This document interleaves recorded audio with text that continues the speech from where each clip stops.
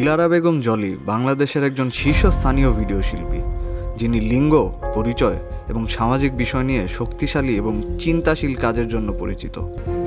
তিনি এই অবিচারে ক্ষমতার ভূমিকা তুলে ধরেন, যারা এদের শিকার এবং যারা তাদের ক্ষতি করেন তাদের মধ্যে সংযোগটা দেখান।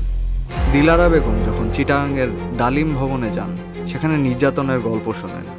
তিনি মনে করেন এই নিপীড়নকে শিল্পের মাধ্যমে তুলে ধরা একমাত্র তারই দায়িত্ব। আজ আমাদের আলোচনা সেই ভিডিওটি নিয়ে।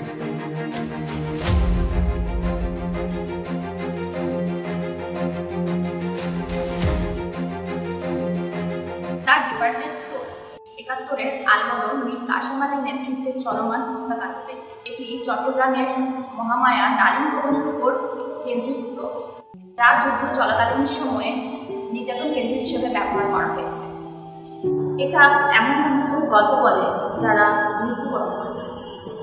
মৃত্যুর রং সাদা কিংবা আত্মার শূন্যতা বোঝাতে পুরো ভিডিওতে সাদা রঙের আবরণ ব্যবহার করা হয়েছে।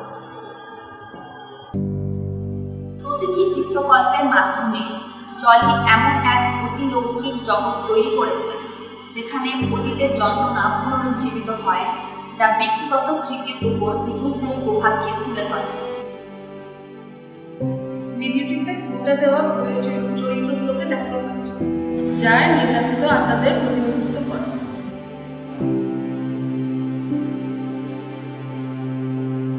দৃশ্যমান এবং অদৃশ্যের মধ্যে মিশ্রণ সৃষ্টি করে।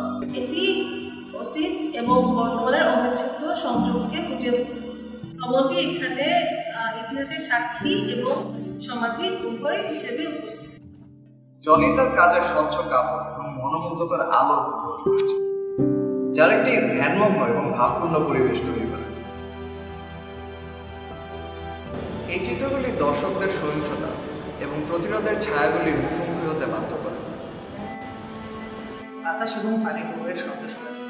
এখানে বাতাস অস্থায়ী, সময় প্রকাশ করে। নিপীড়নের অস্থায়ী সময়কে বোঝানো হয়েছে। আর যেখানে পানি জীবনের প্রতীক, পানি প্রবাহ মূলত তার মৃত্যুর দিকে যাবার বিষয়টাকে ইঙ্গিত।